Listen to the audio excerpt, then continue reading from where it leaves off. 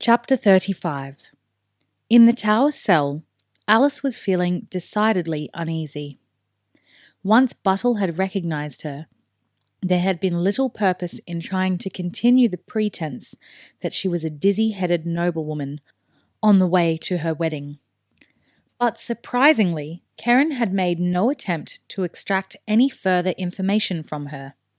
He had simply frowned, called his guards, and had her escorted to this prison. Max, armed only with a belt dagger that was more decorative than functional, had been prepared to defend her, but she stopped him. She didn't want to be responsible for his death.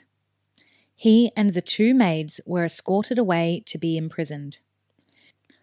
She had no doubt that her men-at-arms, quartered in the castle's barracks, would join them before long. It was Karen's apparent lack of action or interest that had her worried most of all. Obviously, he was at the centre of the strange happenings that had been going on at Castle Mackendore. To what purpose? The most logical one was the intention that he had ascribed to Ormond and Will, that he was planning to hand over the castle to Scotty invaders. After all, having usurped the rights of both Ciron and Ormond, he could hardly expect to gain King Duncan's endorsement as the Lord of Mackendore. His only alternative would be to look outside the kingdom for reward. Whatever he had planned, he was up to no good.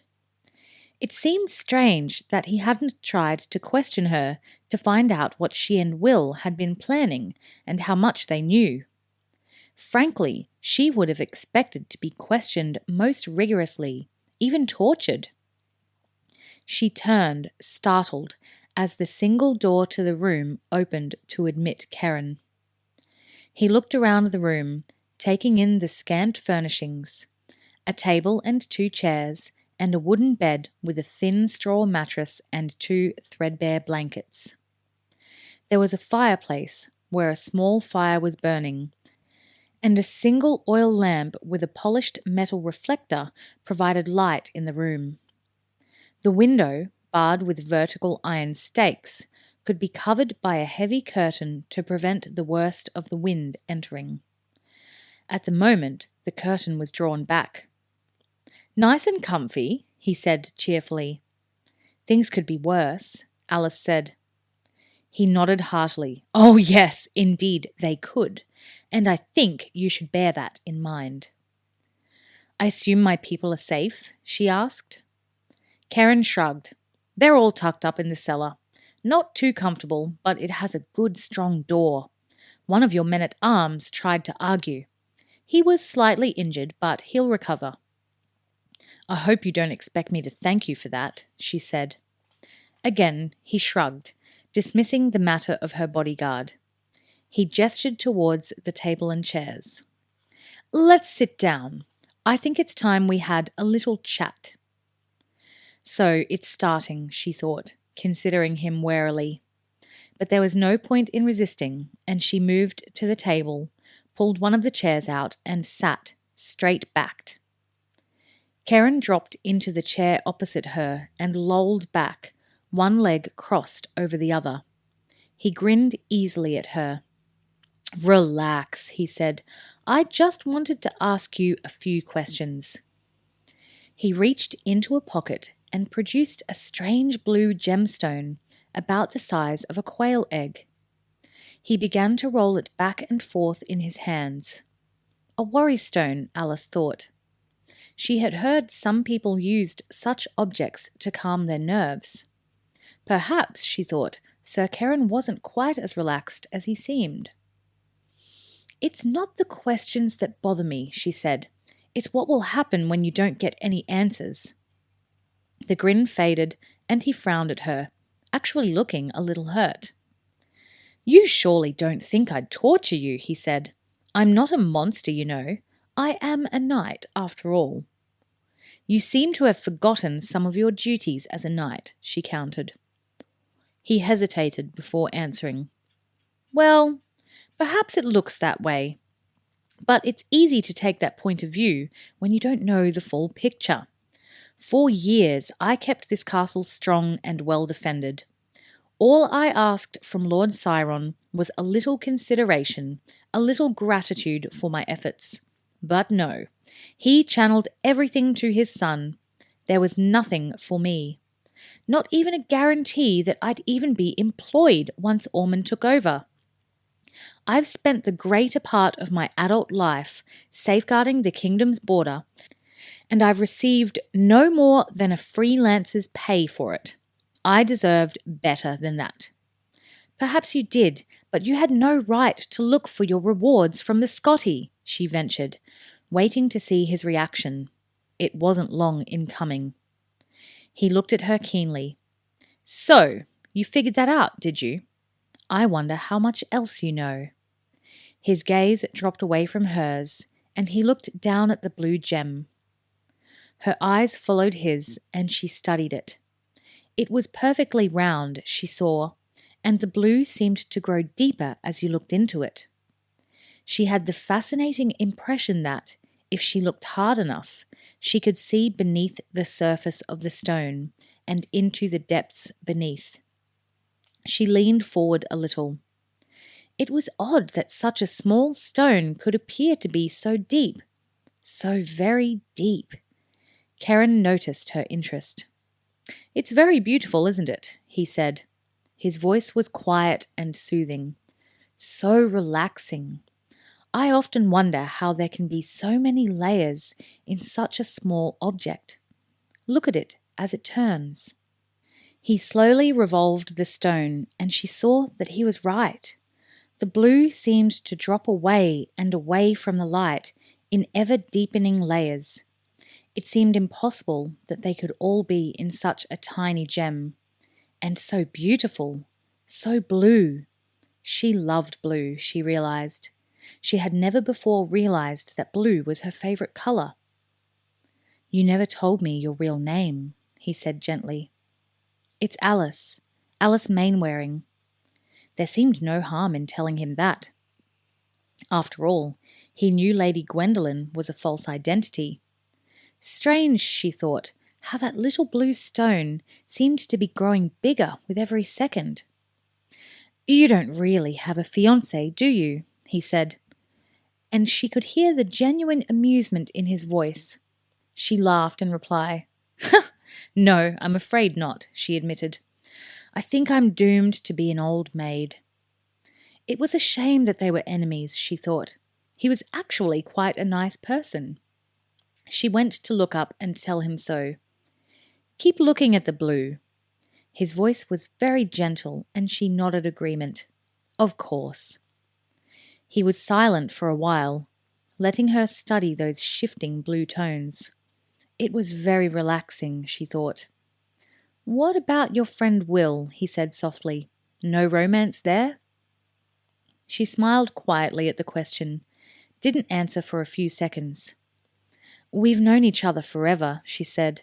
We were very close before he began his training. As a jongleur, you mean, he said. She was on the brink of shaking her head when some instinct stopped her. Will's she began, but the same instinct stopped her saying any more. She blinked, realizing that she had been on the point of saying, Will's a ranger. She lurched back in her chair, as if rearing back from the edge of a cliff. In a way, she was. She tore her eyes from the blue stone on the table, amazed at how much effort it took to do so. What are you doing? She demanded, horrified that she had been about to betray Will. She racked her brain now, trying to think what she had told him, how much she had revealed to him.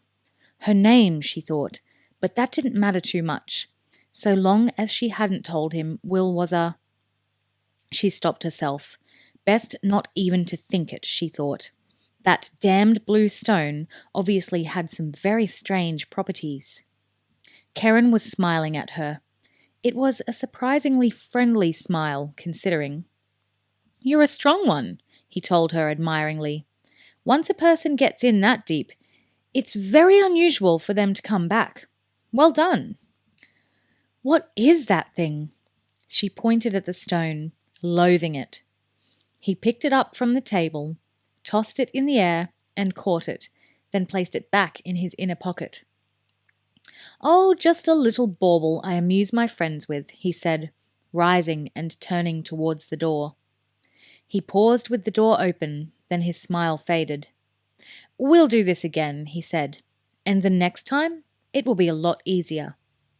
It always is after you've given in once. After that, it gets easier and easier every time. I'll see you in an hour or so." The door closed behind him. Alice heard the key turn in the lock and dropped her head onto her forearms on the table. She felt totally exhausted.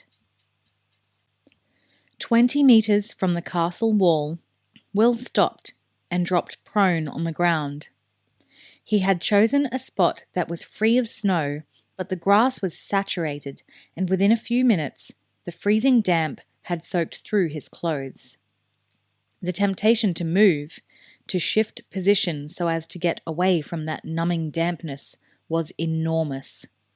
But Will had trained for years in a hard school, and he lay unmoving except for his eyes.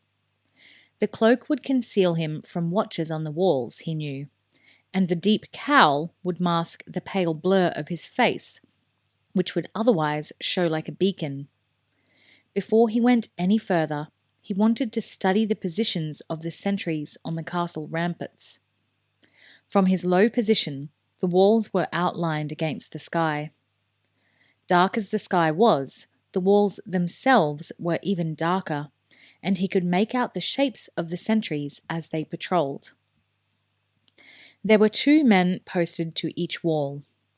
They marched a constant beat, meeting in the middle, then turning away and marching to either end, where they turned and marched back again.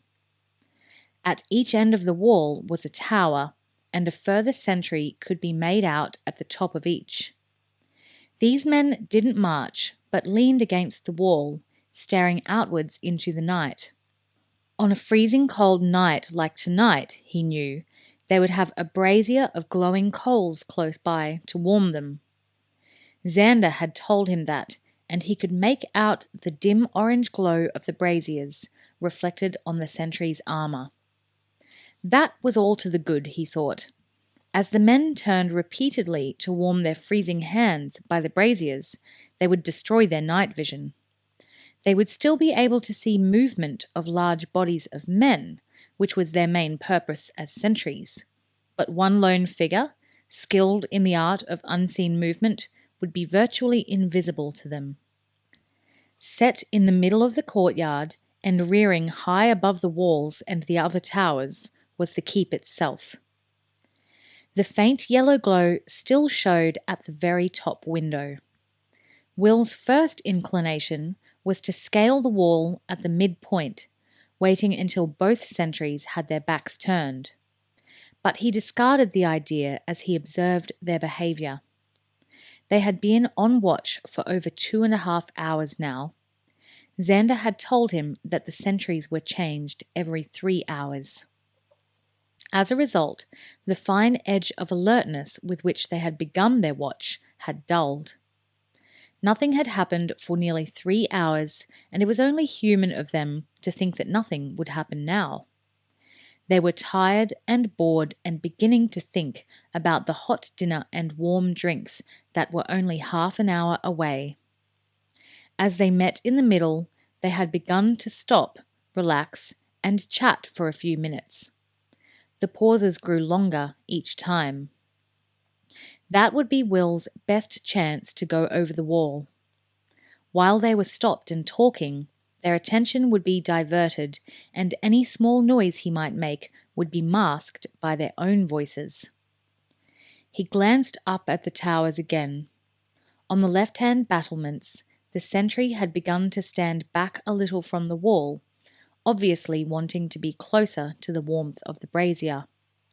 That meant that in a few more meters Will would be hidden from his sight. The sentry on the right-hand tower continued to gaze stolidly out into the night. But Will could make out the hunched set of his shoulders. He could imagine the man, huddled into his cloak, miserable and cold, his feet hurting, his mind numb, and lulled into a state of reduced awareness.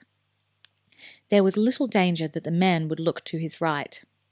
His gaze was fixed straight ahead. He would climb the wall by the left tower, he thought. He waited for the wall sentries to conclude one more circuit, counting the seconds it took for the two to walk from the end of their beats back to the centre. Once he had scaled the wall, that would be the time he would have to go over the edge and find somewhere to conceal himself. He tensed, ready to move. Slowly, he came to his knees. There were scattered clouds scudding across the sky, casting their dim shadows over the ground as they passed. He measured their movement, preparing to match their rhythm. Then, once he was ready, he glided smoothly towards the castle, angling to the left-hand corner, blending into the night as he went.